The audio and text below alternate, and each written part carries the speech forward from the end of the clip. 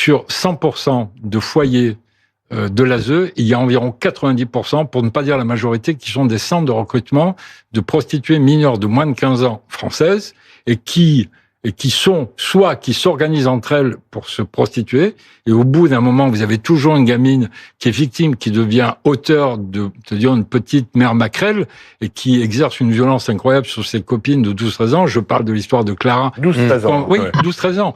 Et vous avez à l'extérieur des prédateurs, je les ai vus, je peux le citer, je le cite, parce que j'ai passé une nuit entière à voir ce qui se passait devant le PEPS 13, qui est un foyer, c'est le pire des foyers, où vous voyez des proxénètes qui arrivent avec leur bagnole de luxe, qui attendent les gamines qui montent dans la bagnole, qui sont pomponnées, qui ont 13-14 ans, et quand je vais voir la directrice du PEPS 13... Il y a des adultes. Voilà, il y a des adultes. Le soir, il y a juste un surveillant, vous le savez, de nuit. Il y a personne, donc on laisse pas faire. d'éducateur. On laisse faire. Et donc je dis à cette directrice du foyer, je dis, mais pourquoi vous ne les retenez pas? Elle me dit, on n'a pas le droit.